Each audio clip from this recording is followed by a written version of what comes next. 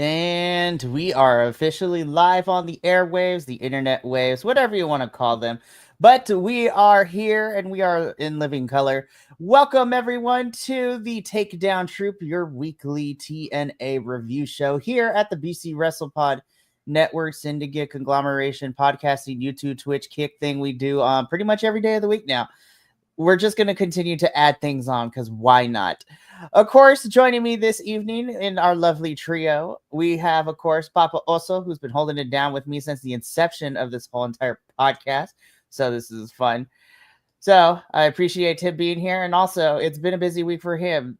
While not concurrently, he's done 4 different reviews this week with me. So yay.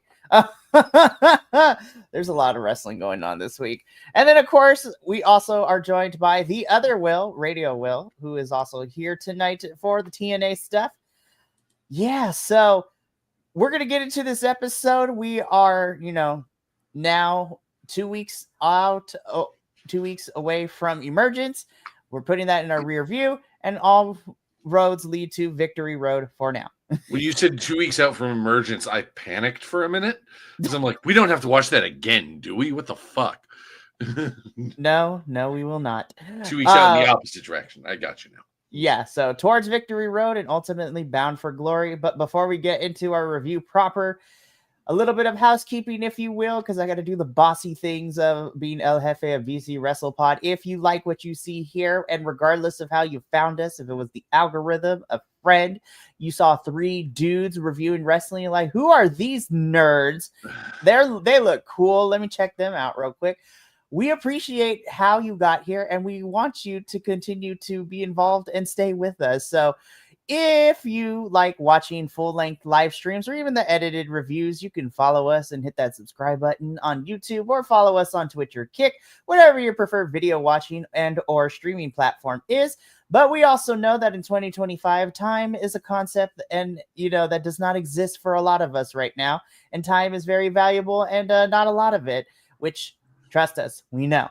But if you would still like to interact with our little BC WrestlePod community, but can't give the time to watch the reviews, then I highly recommend following us on every single social media site that you could think of at BC WrestlePod, and especially on the Instagrams, because, actually all the social media sites, that's where we post our exclusive report cards for all the weekly shows and the pay-per-views. We also give you previews of, the weekly television shows, what to expect for matches and things like that, as well as some fun other stuff as well. But if you also want to take it a step further and, get yourself something nice while also helping us financially to keep the quote unquote lights on in this building, you can buy some merchandise, which will be linked in the chat and the description of this video below, where we have a plethora of things. We have merch of all of our wrestling review shows. We have our Pride collection. We have our summer collection, which is going away in 2 days to make room for the fall collection. And we also have our, what I dub the anti-fascism collection. And our Pride and Anti-Fascism collection, part of those proceeds will be donated to the Point to Pride and California Youth Immigration Justice Fund charities, because we believe in being being philanthropic up in here. However I can't word today. Philanthropic. I think it's a Velociraptor. You know what? Sure. Why not? But however you are, we believe in using our platform to support the causes that we love and hold near and dear to our hearts, because why not? But with that out of the way, let's just jump into it. So I will say I did like some stuff that happened this week on TNA, but I also have some questions. And again, we're going to be reiterating certain points that were made on Wednesday, specifically when we get to talking about our TNA Knockouts Championship, because it has come back home to TNA after this past Sunday. But we're going to get into that when we get to that part of the show, because right now, let's kick things off with what started us off this week, which was a tag team match. We had Mike Santana and our TNA International Champion, Steve Macklin, taking on, the team of our TNA World Champion and NXT's own Trick Williams, teaming up with a first class, founder, entrepreneur, 1/3, 1/2, however you want to divide it up, in AJ Francis. So This match was made given last week that Mike Santana wanted to go after Trick, but he needed to find a tag team partner.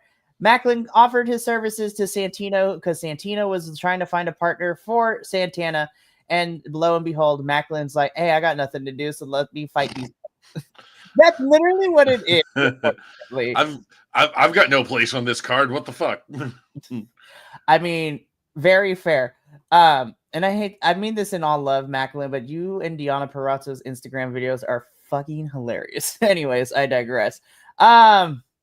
You know what? I actually really like this match only because of the fact that, well, it's fun to see these four interact with each other.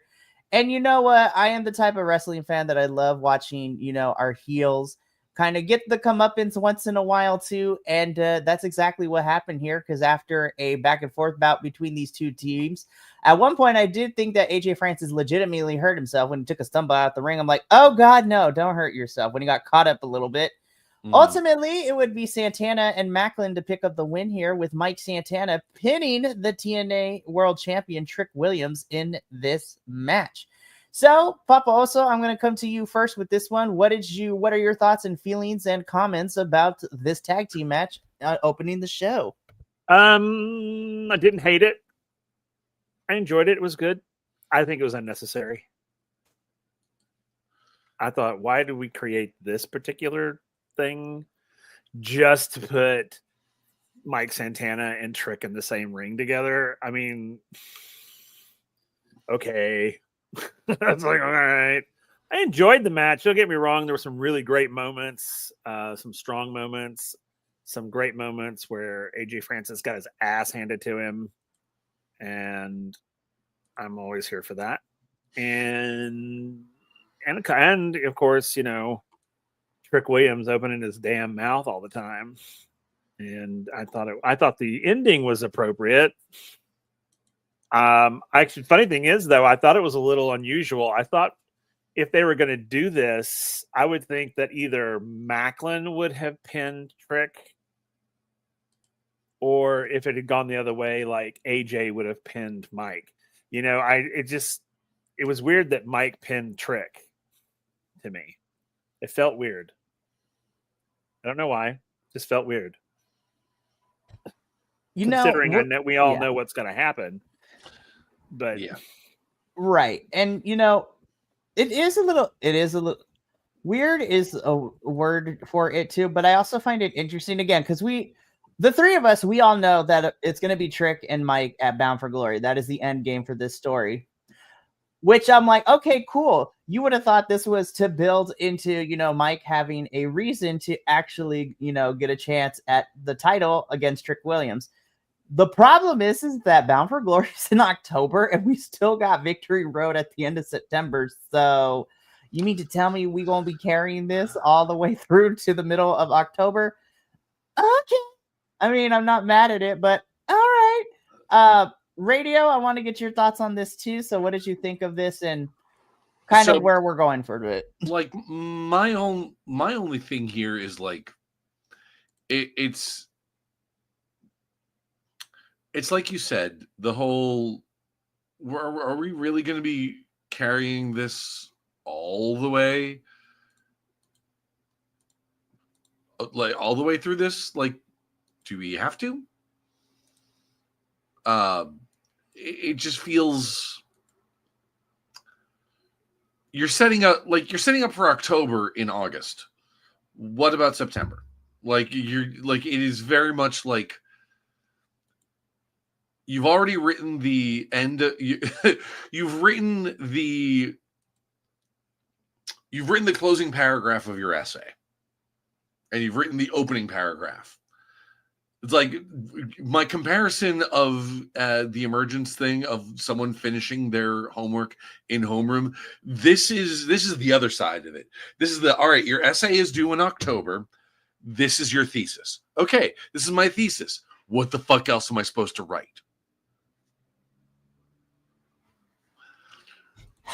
Yeah. Oh, no. Yeah. So, again, Trick and Mike Santana, this is the end game, but that means that for the next 7 or 8 weeks we're going to be building this up to Bound for Glory, because I'm like, all right, well, Santana and Trick have to have something at Victory Road, right? And I say this because I legit don't know. And we have seen in the past that Victory Road sometimes doesn't include our big champions for some odd reason, but I digress. Again, Mike Santana and Steve Macklin pick up the win here in this tag team match. We will talk about Trick later because he also appeared in the middle and also closed out the show too this week, which I was like, damn, this is a lot of Trick Williams here. We're going to get to him when he closes out the show specifically. Because right now, Leon Slater feels like a child. It's just like, listen, man, I'm excited for this match. Cedric, I love teaming with you because you're great, right? However, the Hardys are my boys. Like, they are my mentor figures. So I'm literally caught between a hard place, a rock and a hard place, so to speak. Leon, I love you, but Cedric Alexander, you be playing this game. You be setting this up. Like, I was just like, I see you. And I'm here for it. I'm not going to lie. So yeah, this is ultimately to kind of set up what we're going to get in our main event in terms of wrestling wise. So Leon, I love you. You did great this weekend at Rev Pro UK shows. You were amazing. And Cedric, you're fantastic as well. More on you in our main event. Okay, the optics are not the greatest, right? We've said it before and we will say it again. My guy. Okay, you know who he started to remind me of this week? He started to remind me of Rorschach in the worst possible way. Rorschach from Watchmen? Watchmen. Yeah. Oh God, no. Oh no, I can't. And not in the way, like, there's a lot of people out there. I understand there's a lot of people out there that either read Watchmen or watched the movie and be like, Rorschach is the coolest character in there. No, he's not. He is an unhinged individual and with a tenuous grasp on reality. It's the fact that people think that Rorschach is the coolest and that he was the right one, and it's like, and yes, I'm staring directly at you, Zack Snyder. It's no side eye. This is full on eye contact. Means you have hilariously missed the point of Watchmen. But yeah, so this is a bigger thing that we can discuss on a little bit because, Papa, you and I have this. First of all, let me get my thoughts in order, right? So this match was made last week. So we're getting Eric Young versus Myron Reed. This match was made last week when we had a backstage segment and encounter between Eric Young and Myron Reed. And I just sat there watching this. And by the end of this, I was just like, it's already bad enough that a certain program on Tuesdays has a group called The Culling and still is going with it.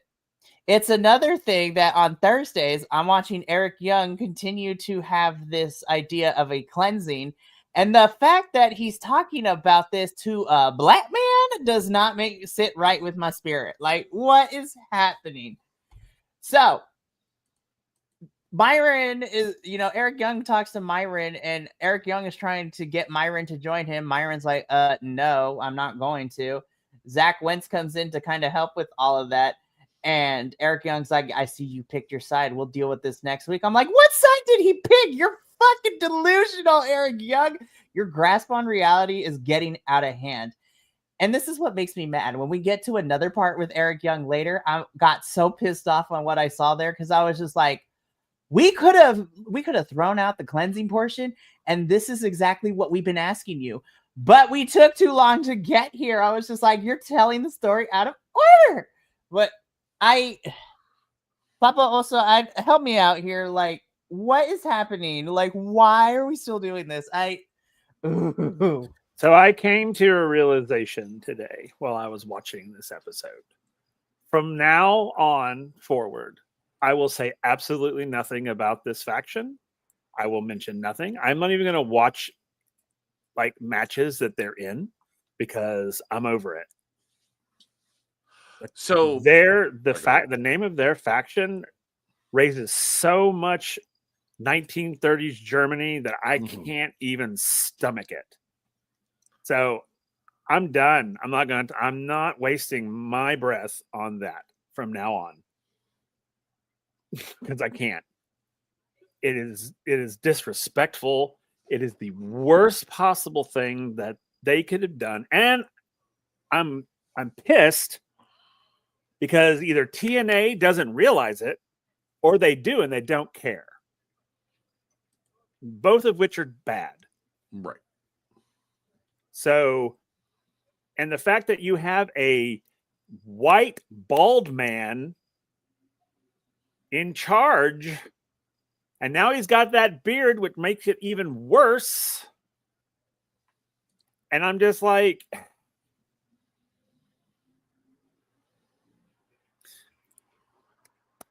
I have nothing. I have nothing.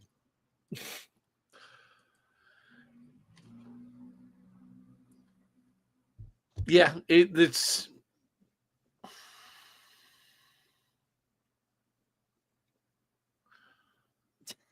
yeah, there's really nothing else you can say to that. That he hit the nail on the head. Yeah, so Eric Young beats Myron Reed through shenanigans, and I was just like, all right, let's move on with our lives, because I felt gross. I was just like, I can't with this character. And I'm like, this is a whole different type of discussion we could have. But I'm okay, like, and I got one other thing I got to say. And then go for it. The other thing I'm also pissed off about is that the other performers, the other artists, the other wrestlers are contractually obligated to go along with it. Yeah, that's not the fun part. So I really hope, and I'm gonna give benefit of the doubt. I'm really hoping, Eric Young, this was not your brainchild, because if it was, we're gonna have to have several conversations going forward. I'm like, no, ma'am. Anyways, let's move on though, because unfortunately we gotta briefly talk about Eric later. But there is one fear I have in that regard. And especially like given like some of the movings and shakings of sort of the larger wrestling community in here, about him, I know I have said that I hope Killer Cross comes to TNA because TNA needs a shot in the arm in terms of talent. Don't put him with him. No, please. Like, I mean, I know his whole look is kind of like custom. His whole look and his delivery is like custom tailored to that kind of visual, but please don't. Again, the optics would be very bad, especially the fact that Killer Cross is a Ellos es un Boricua. He is Puerto Rican, which would not be great. I was like, I can't. So let's move on, because unfortunately, Eric Young, we got to talk about you later, and the less time I got to spend with you now while you're going through this character arc, the better. So I don't know why Danny Luna, you look so sad in this picture. So we get a quick promo, a pre-tape promo from Danny Luna, solidifying her becoming more heelish and actually being a heel. And that it's literally, this promo equates to it's Danny Luna's time to actually get that. It was like, you know what? I'm here for a more vicious and vindictive Danny Luna. It gives, it's a lot of fun. And again, perfect person to do so, because she's literally a monster. Homegirl is built to destroy people, and I'm here for it. So heel Danny Luna all the way, here for this. We're going to talk about her later too, because we're setting up a lot of stuff. So again, this is TNA. So we try to stick to TNA, but we have to bring this up because it does involve one of our lovely TNA knockouts. So this past Tuesday on NXT, our general manager Ava announced that the Speed Championships for WWE will both be coming to NXT. So both the men and women's Speed Championships, and the women will be holding a tournament to see who will face the current women's Speed Champion in Sol Ruca, with one, wrestler from each brand of to see for what it is. So I'm trying to think. I forgot who's representing Raw, but Candice LeRae is representing SmackDown. Zaya Brookside is representing TNA, and we have Fabi Apache representing AAA because AAA is also getting involved in it, which is kind of crazy to say. So I only say this because this upcoming Tuesday, Zaya Brookside will be facing off against SmackDown's Candice LeRae. On paper, this should be a pretty good match because Candice is great. Feel like the Fed hasn't used her properly, but I love seeing Zaya Brookside also cross the line too because I think she's fantastic and great in her own right. So that is the reason I put this in here. Which also kind of leads into a talking point that we started on Wednesday, and we're going to continue it here. So, you guys, the TNA Knockouts Championship is back in TNA, and it is on Ash by Elegance, who won the triple threat this past Sunday at Heatwave. First and foremost, let me start off with a positive. Ash, I love you. I have a bias because you are one of the first wrestling interviews that we ever did, and you're awesome. Having said that, I kind of want to briefly, Papa, me and you a little bit to kind of rehash a little bit what we talked about on Wednesday, and then go into how Ash and the rest of the House of Elegance talked about this on the show, because the way that it went down at Heatwave was kind of bizarre. I'm not mad that Ash won, but how we got to the finish was very weird. Because what ended up happening is that the numbers game for JC and Ash were, crazy because both teams were doing stuff to everybody else. Masha's the only person who was out here on her own. So, unfortunately, the Fatal Influence girls, Fallon and Jasmine, get thrown out of the match towards the tail end of things because they were messing around. But it was very questionable that House of Elegance also didn't get thrown out because they were caught doing stuff too. Really weird.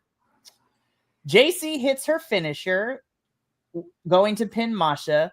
The House of Elegance pulls JC out onto the floor, doesn't beat her up, but just pulls her on the floor, and JC's laying there, which would allow Ash to hit her finisher and pin Masha for the, Knockouts Championship. And I'm just like, huh? I was just like, all right, I could see where producers stuck their hands in this. I was like, you're going to throw out one group, but don't. I was like, whatever, it's fine, I guess. And nobody, in our opinion, and Papa, I'm going to come to you really quick. In our opinion, nobody won that match. JC looked weak as a double champ. Ash winning was cool, but I hated how we got there. And I'm like, what are we doing with Masha? What are we doing? So, yeah, Papa, I want to come to you first if you are able to. Yeah. I think, honestly and truly, I think this match was simply just to get Ash the title so that it was back with TNA. So I think she's going to lose it pretty quick. I really don't think she's going to hold on to it for very long, which is also unfortunate. But I really think this was just we need to get this back to TNA, and before we get to our big PPV. And I honestly don't think they're going to have her hold on to it for very long, unfortunately. But yeah, the whole thing was so crooked and cockeyed. It didn't make any damn sense. I mean, literally made no sense whatsoever. But I mean, I really believe that it was just to get the title off of JC and onto a TNA person. I really believe that's what it was. That's why they pulled JC out of the fight, so that she wouldn't be the one to get pinned, type of thing. I mean, you know what I mean. Sorry, my brain's going all over the place. It's all good. So I really honestly believe that this was a ruse or a, dare I say, squash match just to get the title back into a TNA person's hands. Yeah, Ash is being set up to be a transitional champion. I really believe it. Which sucks because I love Ash. And I think it would be fun to have her in that for a while just because she's so fun. But I think I believe they're trying to get all the TNA titles back to TNA. And I think this was just and dare I say that they're treating this one as not as important as like the Trick and Mike Santana thing going on. Mm-hmm. Which is sad because this match could have been badass, but I literally feel that it was just to get this title onto a TNA person and on Ash, and she was the logical choice because if she wins the title, holds on to it for a couple of weeks, loses it at like say the big PPV, then everyone would be okay with that, right? Which kind of goes into what we saw here. We're getting a live celebration next week on another live episode of TNA. And every time I hear live episode of TNA, like I get PTSD. Yes, radio. I'm too lazy to pick up the camera right now. Yeah. So yeah, that's apologies, radio. But yeah, that's kind of what went down at Heatwave. Me and Papa here talked about it during the Heatwave review on Wednesday. And we all saw, we're getting a celebration next week. Like, what are your thoughts about this whole thing about Ash getting the title back for TNA? It's fine. So I had a thought while I was watching this episode is that like none of the big heels in TNA are solo. They all have factions behind them. They all have groups behind them. Mm-hmm. There is no like dominant monster heel. And like, do you need one? I kind of think you do personally. And because it just makes for like a little bit more of a wild card dynamic, if that makes sense. Mm-hmm. Like you can have this moment where it's like, yeah, I'm here to celebrate. And then someone's music hits. And then the entire crowd just goes, oh shit, And yeah, you can get that with a faction. But like it inevitably leads to what we're looking at, and I'm sure we'll talk about this in a minute with the system, is that like, okay, but now we have to turn them heel. How do we do that? We don't have them stand up for something right, stand up for a wrongdoing. We don't have them get the complete shit kicked out of them by a bigger heel. No, they just come out, sorry, we're going to try to be better.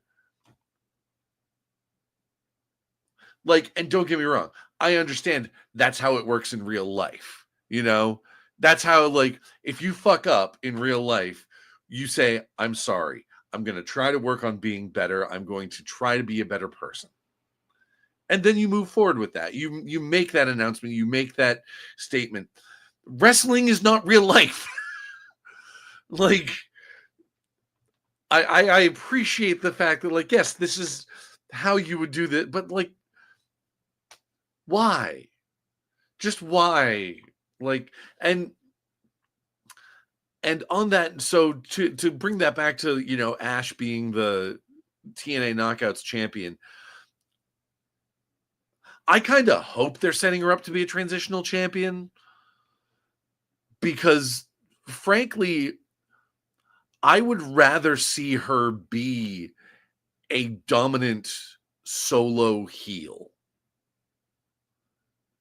I would rather her, like, if she's walking around with the TNA Knockouts champion, I would rather her do that and say, look at how great I am, and start ignoring the rest of the Elegance brand. How it's all on her. It's all her. It's all about Ash. It's all about Ash, to the point where she starts berating the rest of the Elegance brand and have them turn babyface. That would be awesome. And we kind of, even before she got before Heatwave, we kind of the last couple of weeks, because Heather and Maggie by Elegance, they kept losing all the stuff. I mean, they retained the championships at Emergence, but Ash was getting tired of them losing. So you know what? Do I trust TNA to do that? Probably not right now. But it does leave a door open, and man, I really hope they would go that direction, because I think a dominant Ash, as crazy as it is to say that sentence, I think would be really fun. And honestly, I feel like it would be something different, and it would be cool, because you're right. The three of us can agree the fact that the major heels in the men's and women's divisions are backed up with a faction. Our baby faces are really the only ones that are truly out here grinding on their own without any additional help. Like Leon's on his own. The Hardys are kind of on their own. I mean, Leon and the Hardys have a relationship, but they're out here on their own. Mike, Macklin, Masha. Well, and the other thing about that is that when you have all of the heels are in factions, are in stables, it almost creates a default stable of the baby faces. Mm-hmm.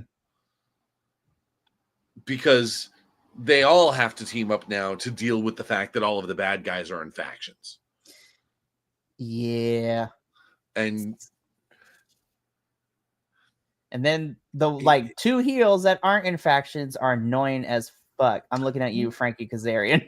Well, okay, like Frankie Kazarian, annoying as hell, and like, okay, so you said the two, like the other one that immediately came to mind, I was thinking Eric Young, but I'm like, but no, he's leading the Northern Armory, and like, I hope they keep the name Northern Armory and don't change it to The Cleanse, because fucking hell. I swear if that happens, I would be like, and fast forward. Yeah. Which doesn't make me happy. Eric Young, we're kind of on the fence about right now. I would hate that for Sinner and Saint. You know, yeah. I love them boys, but yeah. So we're getting a live celebration with Ash and everybody else next week. I was just like, all right, let's see what happens. Again, PTSD with the word live episode. I'm like, oh yeah, oh I will be sitting there up in the same balcony as Waldorf and Statler. Oh Lord, just waiting to make the jokes. Alrighty, so Ash, love that you got it. I just hate the how we got here for you, girl. Because damn. Anyways, let's move on. Speaking of running it back, I was just like, how many times have we seen this match? Like,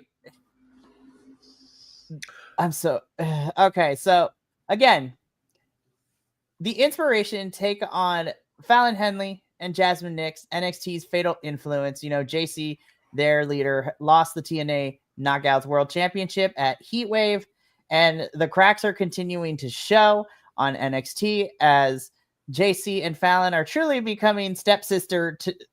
They are Cinderella stepsistering Jasmine and bullying her and dogging her out, so to speak. So I was like, Jasmine is about to reach a breaking point. But then we get this match because obviously this is pre-tape. So it's just like, all right, Fatal Influence is here. Inspiration, girls, I love you, but TNA be playing in your faces. This is the second time that you went up for this championship. You should be tag team champions. I'm really hoping that if we get one more match with Inspiration and the Elegance brand, that TNA actually gives the titles to these girls. Because I'm like, what are we doing with them? What are we doing? But this match, it was fine for what it was. I was happy to see the Inspiration girls pick up a victory because for a brief moment, I really got scared. I was like, oh God, what if they let Fatal Influence win? But I was like, no, because JC lost on Sunday. We can't have these two win. But thankfully, that did not happen. I feel that.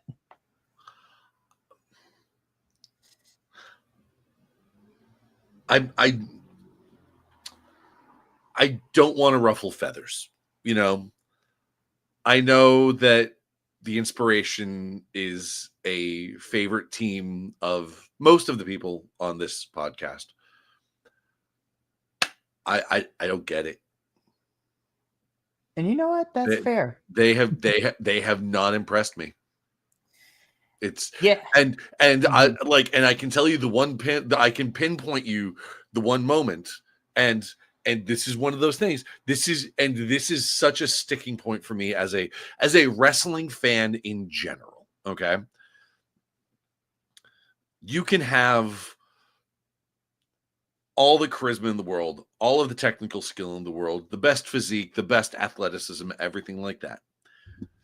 If your finisher is ass, you cannot impress me. The fatalizer, ladies, is ass.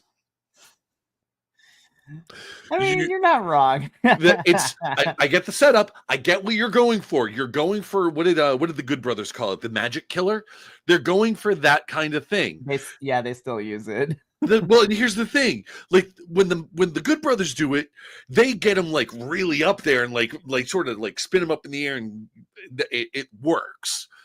When the Inspiration does it with it sort of sets it up as like a back suplex to start, and then when they go to do it together, they're just kind of like gently rolling their opponent onto their stomach, onto the mat. It's like it looks like it does nothing. It's like we're just gonna hold. All right, we've got you up, and we're just gonna sort of gently put you down. That was your finisher. So, of course, and you know what? Radio, like we can call it out as it is. Of course, I am the biggest Inspiration fan, but that's because and I will be the first to admit it, and I'm okay in admitting this. I'm holding on to their first run in TNA, which was fantastic. Since returning, not as much. I was like, I love these girls, I really do, but themselves and TNA has not done any favors with me. Like, why are they back? Like, I love them dearly, down, but yeah, they haven't been shown in the greatest light, and I'm not happy about it. But I digress. But also, your thoughts on anything about this match, about what's going down? Like, yeah, I was not impressed with this match at all. Fair. Which is unfortunate because it's a women's match and I should be, and I really wasn't. Yeah. I mean, that's really it. I mean, it was like, oh, okay. It's like literally it's same shit, different day. Like, you are not wrong. No. Lather, rinse, repeat. Yep. Inspiration win.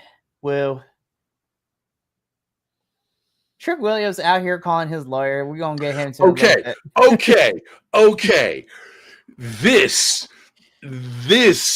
hit me in just the wrong way. Because I know exactly why they did this. Oh Lord. It's because of the situation with Raja Jackson and Psycho Stu. He assaulted, calling out Mike Santana for assaulting him. It's why that's crazy. For throwing a couple extra, very clearly worked blows after the bell rang. Guys, like AEW has this reputation of treating its fans like smart marks. It's like, oh, I understood that. We're like, I understood that reference. I know what that's talking about. This is referring to this one match from New Japan back in 1998 where such and such happened, right? Okay. TNA, don't treat us like idiots. Anyone that's like even kind of follows wrestling has heard rumblings of that story. Even if you don't know like the promotion that it happened in or like the name of like the people involved, you heard somewhere that there was a wrestler that got the shit kicked out of him by Rampage Jackson's son.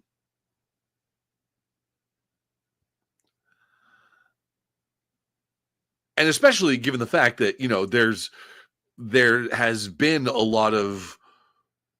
there's been some serious consequences to that altercation. And there's been a lot of hay made about like, did he deserve it? Did he not? Was it like, what else did he say? What happened backstage? Blah, like there's so much to that story that like, This felt like saying like, "Oh, he assaulted me," and I'm just going like, "Really, guys? You're gonna turn someone else's assault into into wrestling drama?"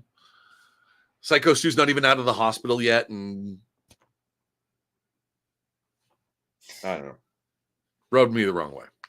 I didn't have any of that backstory. I thought this was just Trick Williams being a little bitch. I mean that too, but still.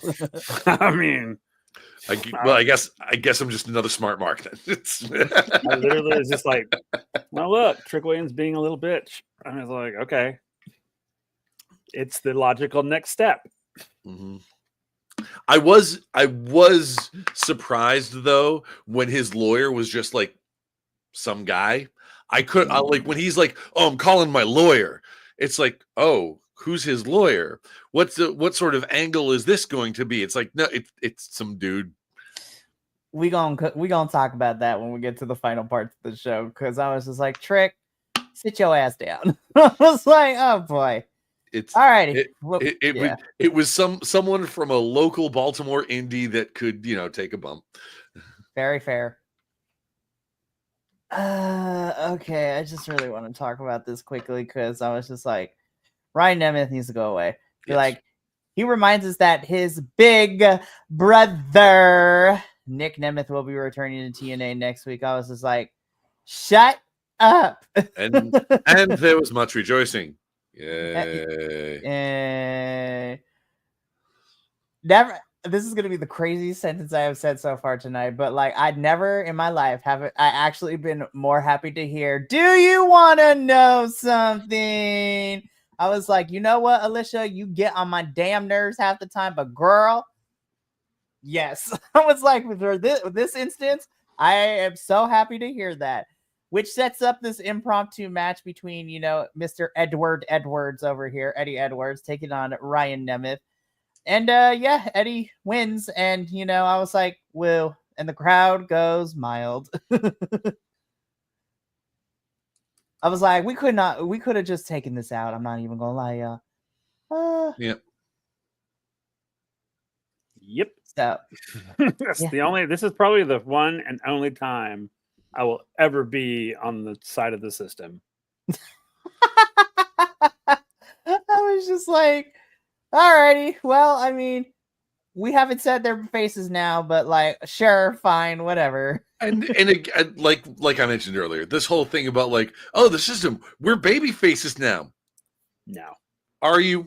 Are you though? Or are they just struggling to write, or are they just struggling with the amount of heels that they've made on their roster and are now reaping that? I think the only way the system becomes any type of face is they have to break up. Yeah, I think so too. The system literally has to go away. Which it sounds like it's on. Well, okay. Here's the problem though: is like it sounds like they're on the way to that, but they're breaking up in the same way that like DX did initially.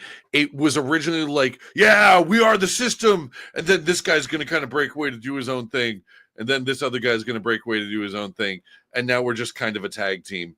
And then the tag team like wins opposite belts, and then okay, I guess we're over now. Out of all of the, I don't. The funny thing about it is, if the only people I really give a shit about in the system, if they were to go face, would be Mr. and Mrs. Edwards.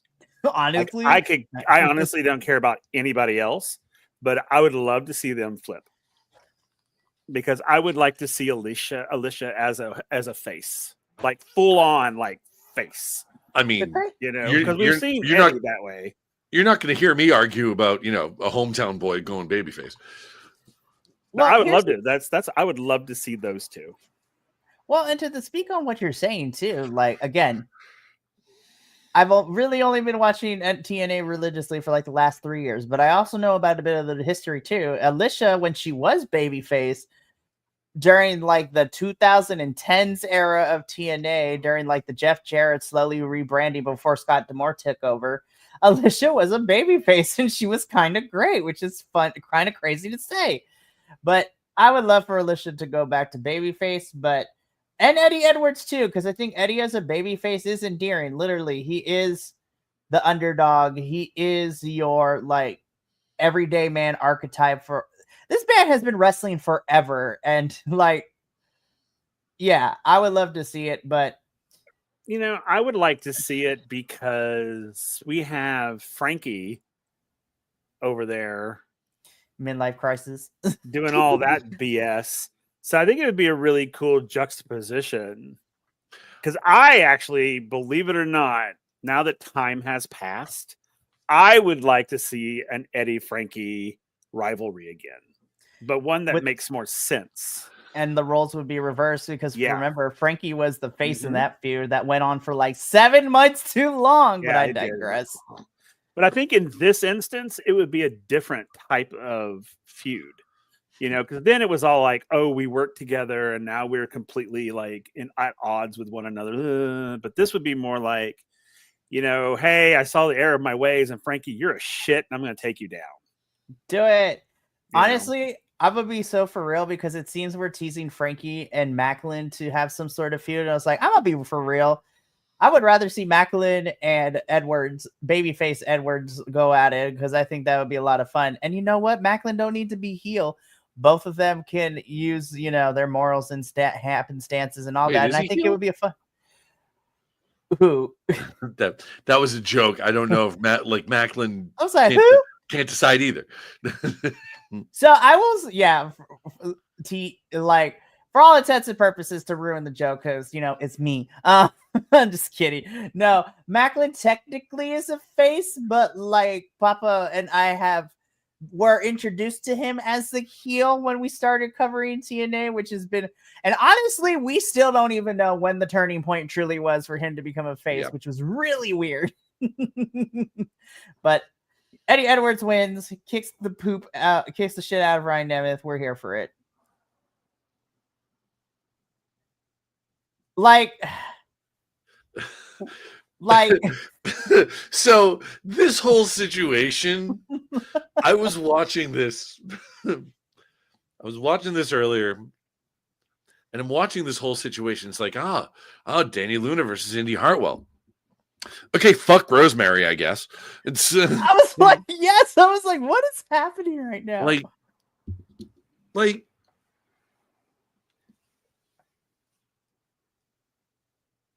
I was like, do we all forget that Rosemary got hit with the chair too? I guess, sure, fine, whatever. Like, I don't know. So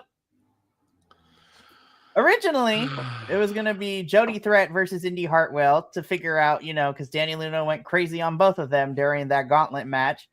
And because Jody did not feel right about winning it the way that she did, Indy was, seemed allegedly to be the person who potentially would have won that match. So Jody and Indy just are going to go at it to figure out who the actual number one contender is. Danny Luna comes in and she is yelling at Santino, and Indy be like, no, did you see? I ran that gauntlet. I should be added to this match too. I'm like, but you hit the last two women with a chair, Danny. Like, did we forget that you beat up people? And Indy's like, no, add her to the match. I want it. And I'm just like, Indy, I love you, girl, but what are we doing? I was like, what are we doing? Danny's going to roughhouse you. And with Danny being in here, I was like, okay, Jody's going to win this because it's going to spin off into Danny and Indy fighting all over the place. And I was like, all right, cool. Should be a fun match. But I'm like, I hate how we're getting here.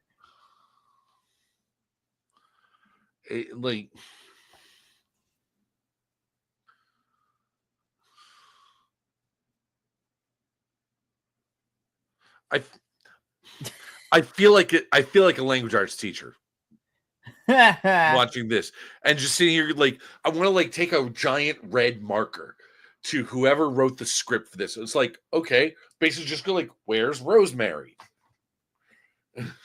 Like, and it hurts. It hurts. It's like it really does. I've said it before, and I'm guarantee you I will say again. Hey, TNA, I can write for you if you want. Like, I'm a pretty good GM.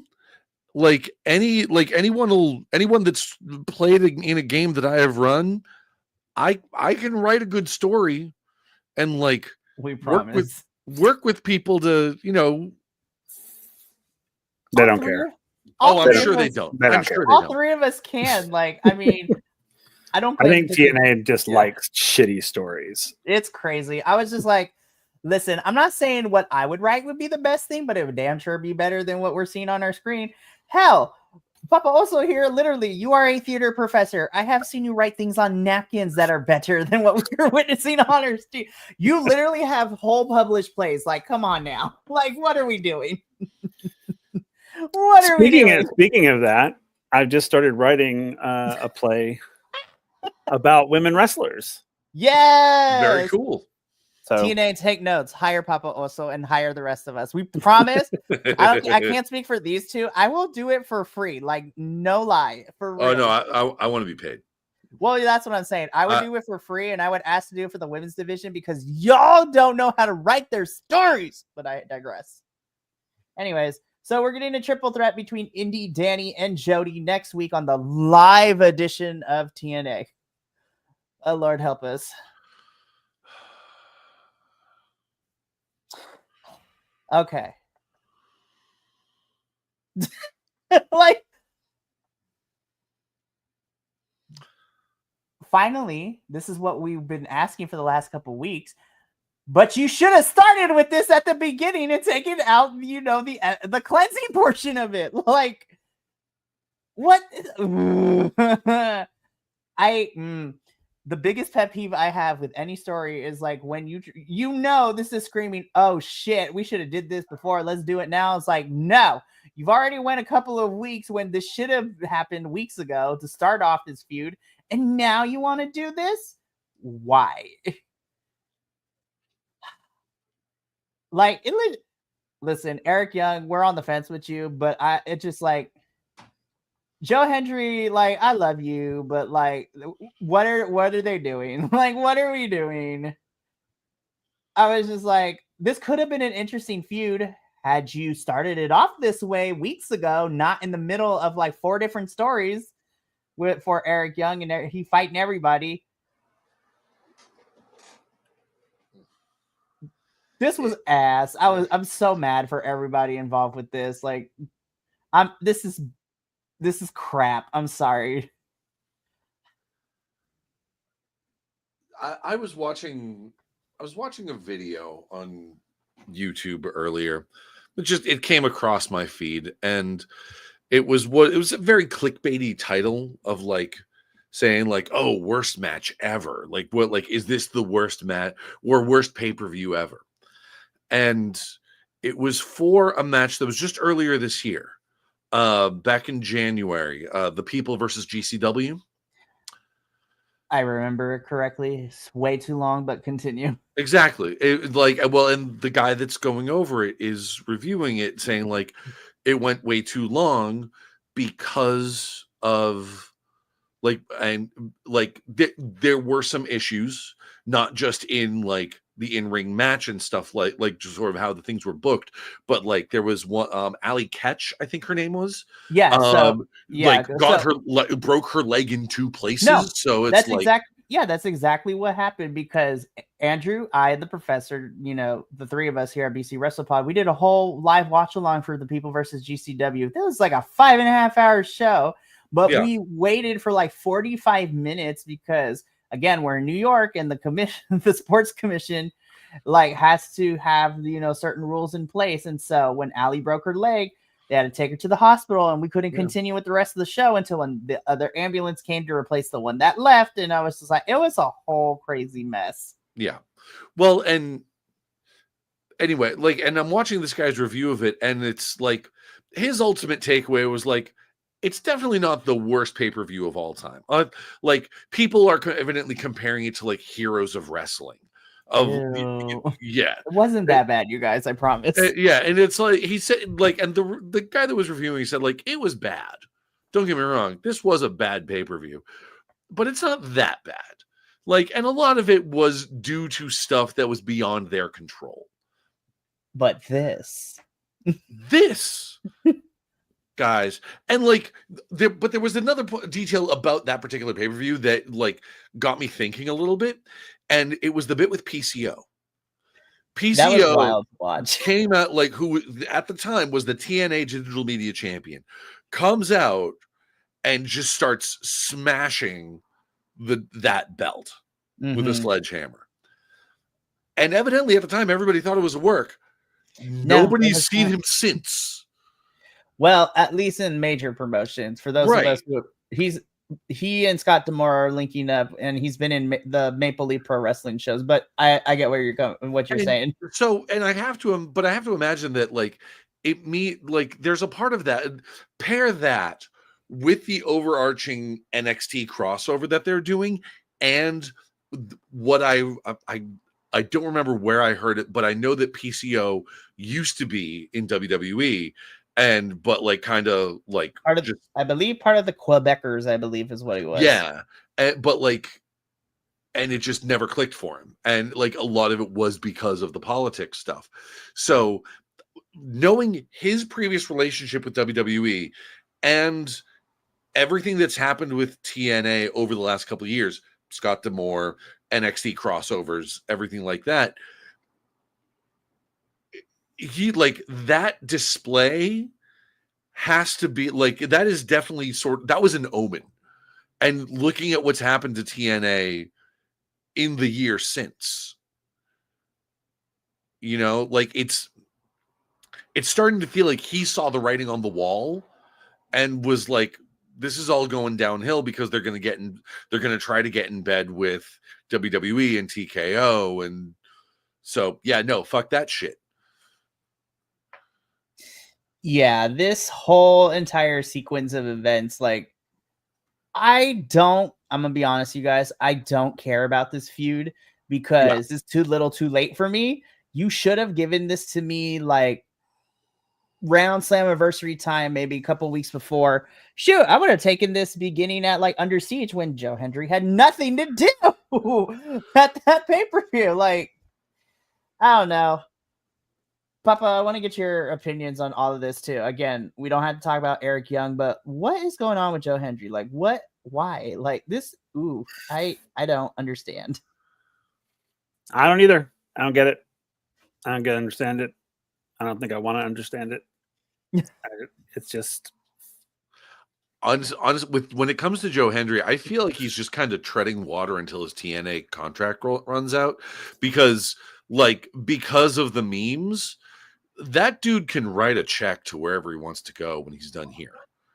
Like, he is absolutely looking at WWE or AEW or another one of the big promotions, or hell, like maybe even like he might even be looking at like going to New Japan, because if there's one person who could definitely use to go to the boot camp that is New Japan, it's Joe Hendry.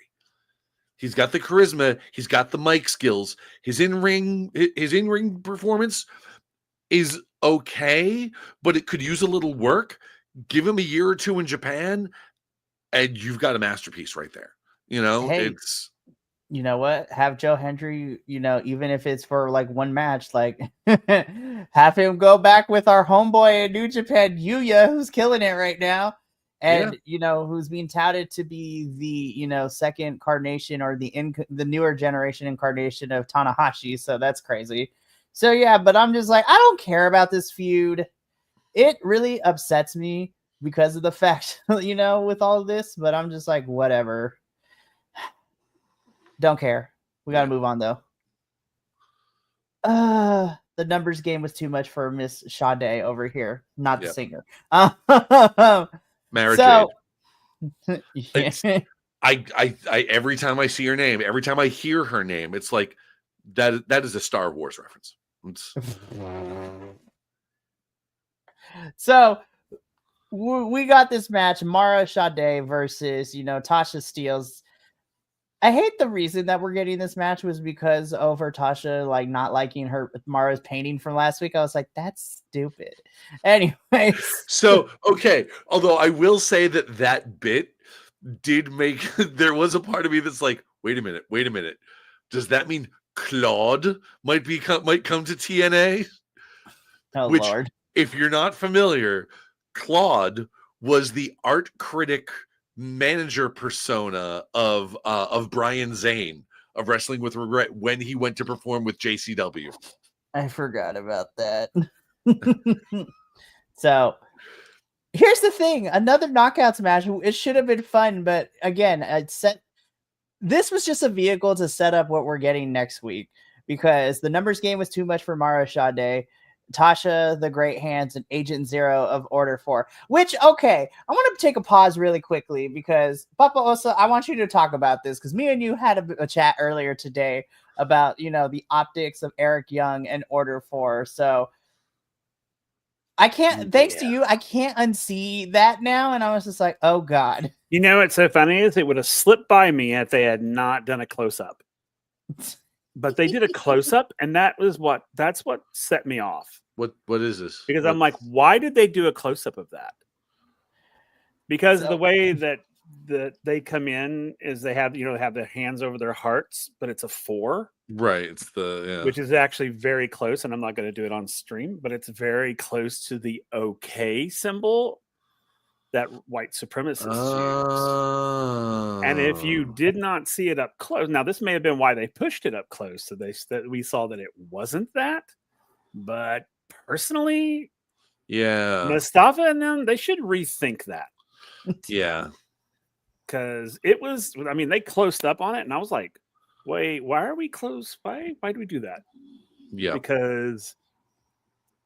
Yeah, I'm like, so I was literally like, oh God, what the hell is TNA doing? What are they doing?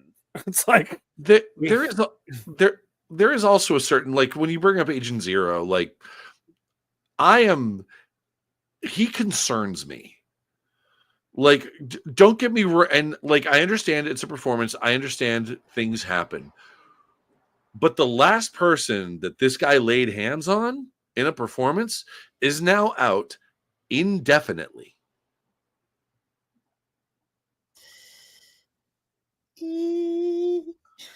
So, like, I understand. He said he's in the indies. I know people have said that he came from the indies, and that's fine. That the indies are great. Like it's me. I love the indies. But how much time did he spend in the indies? How green is this guy? How, like, if he's throwing people around, and once again, it's on the other, like, there's also the other aspect too. JDC has been in the game for a long time, and he was another one of these guys that's known for sort of throwing his body around, and you can only do that for so much time before your body starts to break down, so, like, it may have just been a perfect storm of wear and tear on your body and guy that's greener than grass, and I don't know. It's just there's some concern. I have some concern there. Yeah, TNA is making some very questionable decisions right now. I mean, granted, even last year they were making some questionable decisions, but now, like, we were okay. We get the first half of this year, and this whole summer, I'm like, oh Lord, what are we doing? So Mara Sade loses, Tasha Steele wins, but Tasha and the Great Hands and Agent Zero begin beating up on Miss Sade, which then sends the Hardys out for the save, which is setting up the Hardys and Sade versus Tasha and the Great Hands next week. Yeah, moving on. Main event time. This is. I was just like, we get the Hardys versus Leon Slater and Cedric Alexander. And I was just like, Leon and Cedric, love you both. Fantastic. The Hardys, I love you. But Matt, I thought you tweaked a knee. I was like, I thought he tweaked the knee. Because then he started hopping around. I'm like, gosh dang it, Matt. I was like, we literally saw what happened to Casey Navarro. We can't keep having people be out on knee injuries right now. No, JT would actually agree with me when I'm about to say this. He's a diehard Hardy fan, but he also is a man who also would listen to this too. And maybe you two could tell me I'm wrong, but I don't think I am. Can we safely say that Leon and Cedric kind of carried the Hardys through this match a little bit? Yeah. Okay. I'm going to say the same thing that I said about emergence matches, because babyface versus babyface, zero heat. Why did this match not include a heel turn? That's what I was saying. I was just like, this match should have included a heel turn, even if they wanted to do the whole thing of like Cedric, like kind of acting like the devil on Leon's shoulder kind of thing. Like do that and then swerve us and have the Hardys turn heel. You know, like I don't know how they would have done it, but if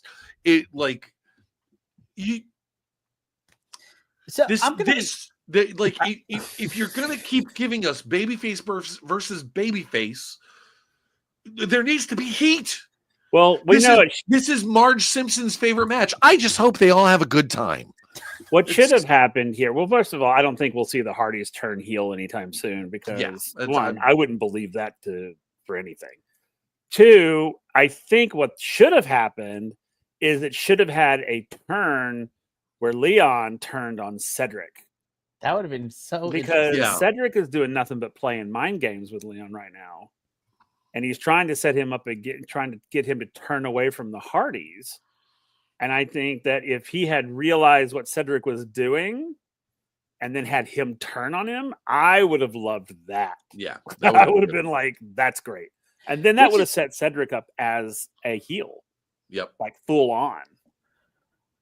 And even if you wanted to, not to say to make Leon even darker too, or at least give him an edge, he kind of tweaks, he kind of is between that line because the TNA Leon Slater, I love to death. He is like babyface, love him down. But the Rev Pro UK and Progress Wrestling, Leon Slater is still the same, but he has a little bit more edge to him in the sense that, oh, he's cool, but he's also going to punch your face in and is not afraid to get, gritty and down in the dirty to win and things like that. And I'm going to be so for real. After the match, the way that the mannerisms that were coming off of Cedric, I thought Cedric was going to do something too. I was just like, ooh, here we go. But then nothing. I was like, well, damn, I was like, well, then why are we picking shots and you're showing angles that make me think that? How dare you, TNA? You know what? I think this match gets the award tonight. Oh no. This match could have been an email. Honestly, it really could have. I was just like, all right, fine, whatever. And I was like, all right, well, it's not the worst way to end the show, but oh no, this is probably damning with faint praise. This is the only one that this is the only winner of this match could have been an email award of this show tonight. Once again, damning with faint praise, but we didn't have an outcome for this. There's no outcome here. I don't know. Right. I mean, truly, and I agree with you. I think it could have totally been, a text message and not even an email. Shit. No, like an emoji, like a couple of emojis, and it's done. Been like, haha, winky face. Send. Yeah, but there was no outcome. There was no, what was the point? Yeah. If we weren't going to have a heel turn, or if we weren't going to have the Hardys lose the belts, or we weren't going to have whatever, what was the point of this? I mean, truly. I mean, if we're just trying to set Cedric up as sort of like the bad guy who's trying to just cause waves or whatever, not necessarily the bad guy, but or maybe we are making him full on heel. If that's the case, then where is that? Where's it at? Mm-hmm. I didn't see any of that. And I agree. And I do wish Leon was a little more edgier. I don't want him to lose who he is in TNA though, because I love this character. Mm-hmm. But I do agree he needs a little edge on it. The closest thing to full out Cedric being a heel kind of entity in this match was him working Matt Hardy's knee. Mm-hmm. Yeah. Because Matt landed weird early and starts hopping around on his knee, and then Cedric is the only one that really capitalized on it, mm-hmm. which is, and I mean that's one of those in the world of heel tactics, that's like a That's a C. It's not even a C plus. It's a C. We're not talking low blows. We're not talking foreign objects. We're not talking, cutting a promo against your family in the middle of the ring. But it can be seen as heelish, but they could have done more with it. And I will agree with you, Mikey. For a little bit, because of the camera angles, I thought something was going to happen, and then nothing did. And I was just like, "What's the point? What's the point of this?" Like, how dare you waste my time? But I mean, yes. I mean, honestly, it was sort of like literally. It was like, what? What is I don't happening? get all that. Yeah. So I was like, all right, well, this is the way to end this show. And then I did not see the TNA logo pop up. I'm like, I checked my screen. I'm like, oh God, we still have time left. What are we about to witness? I hate that this is how the show ended, to be so for real. Trick Williams comes out and he's complaining about it. The lawyer's out there. The lawyer's just some random Joe Schmo dude off the street. Santino comes out, gives the lawyer the Cobra. Literally, this is an announcement that we already knew. What we called this, whatever. We called this since freaking not even Slammiversary. We called this way before then too.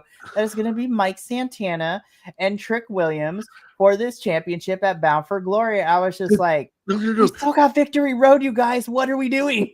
No, see, it's worse than that. Oh Lord, help us. It's worse than that, because did you hear the announce team as the TNA logo comes out and the show fades out? Because they're saying Santino in the ring starts going does the math, and it's like, oh, that's over 50 days. Bound for Glory. And then walks out. And the announce team's like, wait, what about Bound for Glory? It's after 50 days in the contract. Guys, we are not idiots. I swear to God, you guys, give us a little bit of credit. If are you angling to get this on PBS? Is this going to be wrestling for kids? So that they can be like, oh no, it could mean anything. No. They're obviously building towards Bound for Glory, and they've written the conclusion to their essay, but have no idea what that middle paragraph is going to be. And it's pretty much just going to be quotes that they pulled from Wikipedia, rearranged kind of slightly.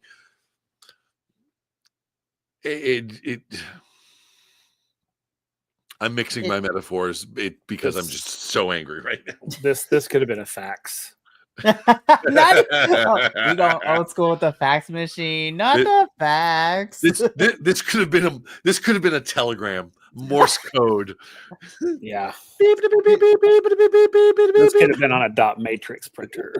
Oh my God. All right, we're gonna start. Oh my God, I love you so much. This could have, someone from Western Union could have come in and said Pony Express. 50 days, stop. Trick Williams, stop. Yeah. Mike Santana, stop. Bound for Glory, stop. Question mark, stop. Stop. Please stop. Stop. I can't with you both, but I love you both so damn much. This was dumb. This was dumb. It really was. See, we're making it more entertaining than it really was, honestly. But I was just like, guys, we knew this. I mean, yay for them bringing in a local talent to kind of get his ass kicked. Yeah. But, other than that, wait, get that money, Michael O'Shea. Yep. So just stupid. We don't have a graphic, but we know it's going to be Trick versus Mike at Bound for Glory. Guys, it's really hard for me to be excited about Bound for Glory because I was like, if it was just straight to Bound for Glory, then yeah, cool. Guys, you're still also having Victory Road in between that, which is in 4 weeks. I'm just like, what are we doing? Anyways, but that's it for the TNA episode this week. Again, it's gonna be another finishing your homework and on the bus kind of pay-per-view. Hey, because they're building so hard for Bound for Glory, and then all it's gonna be oh shit, we we still have Victory Road. What can we do? Hey, This hey, is what they do. Hey, Rosemary, what are you doing for? They do. Yeah. They do this every time. Every year between they build for Slammiversary Bound and for Bound Glory, for build, Glory. and it's like, you have a whole nother pay-per-view, you dumbasses. Like 1 or 2 in between. Yeah. So Oh here's my the thing. God. And again, I let TNA down, but like Bound for Glory is always easy to predict. I mean, nobody asked for this match, but we're getting the Hardys versus the Dudleys. I was just like, listen, it's legendary, but I don't care about it enough because I was just like, the Hardys are on their way to retirement at some point. Bubba Ray Dudley is, God, I cannot stand that man. He is a piece of shit. I hate his guts and I hate his takes, man. And I'll be 100% honest. Like, I know what they're going for in terms of like the moment they're trying to recreate. Give me the trifecta or give me nothing. Okay, for real, you can't have like, two. You can't have 2/3 of the original like trio teams that were a part of that. right. And then we're getting Santana and Trick Williams, where I swear to God, if Santana does not walk out as champion, I will burn it. Metaphorically speaking, I will burn it to the ground. But of course, we know this, Papa Osa. We're also going to be getting the Call Your Shot Gauntlet match at Bound for Glory because that's a staple where everybody else who doesn't have a match on the card is going to be a part of that. So somebody's about to get that. Oh God! Oh God! No, radio. Like, I kid you not. That is like there. It is. There's not a metaphor. It's not us being nihilistic. Like, legit. Anybody who does not have an actual match on the card always ends up in that gauntlet. There are a few exceptions to this rule, though, because that's going to be such a clusterfuck. That's exactly what it is. It's a battle royale. Now, last year's was ass. The year before that, though, it was kind of dope because, again, this was underneath Scott D'Amore when we actually had, Scott reaching out to different types of wrestlers. That 2 years ago, Jordan Grace won the Call Your Shot, so that was very fun. But we got the likes. We got some returns. We also got like some small debuts a little bit because they were there for an episode or two. Like, we had like Sonny Kiss come in, and that was awesome. But last year's was ass. Last year's Call Your Shot Gauntlet was ass because nobody actually felt credible except for 2 people. And by God, Frankie Kazarian won. And I'm like, Lord help us. And you saw how that turned out at Rebellion. He used the Call Your Shot Gauntlet to enter the triple threat and his bitch ass lost. So. But the more exciting part is, radio. You get to watch all that live and in person. I'm just kidding. Oh well, and I have a feeling you guys will get the same camera angle I have. So, here's the thing. As much shit as we're talking, I really hope that TNA pulls it around by that then, because honestly, TNA pay-per-views are a lot of fun. As much as I hated watching Tessa Blanchard fight Masha Slamovich and nobody in that crowd cared for that match, the experience was a lot of fun. But anyways, that's going to be it for us here at Takedown Troupe. TNA is going to be very interesting leading into Victory Road and Bound for Glory, but I mean, you're probably right. But you know what? If this episode is any indication, no, it's not. To be fair, you're probably right. But you know what? At least I get to go on this crazy ass ride with, my co-hosts, both the Wills here and JT, who couldn't join us this evening. At least I get to witness this car crash, not by myself. And you know what? If I have to suffer, so do you. I'm just kidding. No, it's misery loves company. And it is very true in this sentence. But you know what? It is fine. Going down, I'm taking you with me. Exactly. Duh.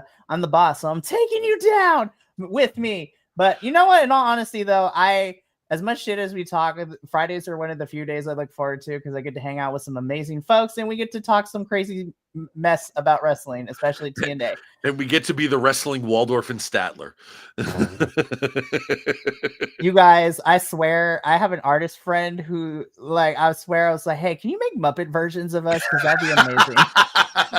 Suits from the balcony, each one with like a foam hand of like the Hardy's gun thing. Oh my God! If we do puppet theater with TNA and recaps, that'd be amazing. But I digress. So that's gonna be it for us here at Takedown Troupe. We are coming to the end of a very jam-packed week at BC WrestlePod. So to kind of preview what remains, there's only one thing left this week, and that is tomorrow morning at 9 a.m. Pacific, 12 p.m. Eastern. I will be here bright and early with a smile on my face as I give a mini review for Ring of Honor's Death Before Dishonor that is currently still going on right now. So I will be reviewing that Ring of Honor pay-per-view, and then of course Sunday is normally our WWE review, but we are taking a break because we all have deserved it, and plus most of us are going to be watching Clash in Paris to get ready for the review on Monday. And yeah, nobody cares about Clash in Paris. This card is whack, but it is what it is. But wait. WWE presenting a questionable product in 2025? I know.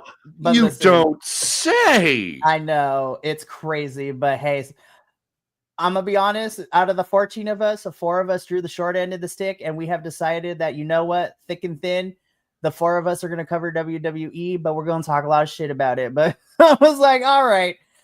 But hey, you know what? Because I watch everything and I'm always on these shows, I have a better week because like there are reviews like this where I'm like, this is fine.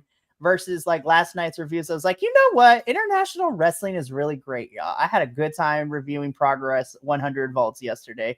But you can find us all over the place, and we got so many things coming up. September is going to be a lighter month because there's not as many pay-per-views as there was the last 2.5 weeks. I feel like I have watched more wrestling in these last 2.5 weeks than I have all year so far.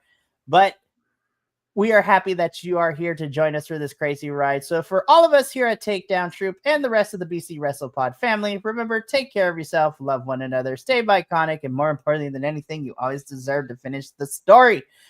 I will see you guys, most people, tomorrow during my Ring of Honor review, as well as what we got going on next week. But until then, this is sayonara, adios, and until next time, peace.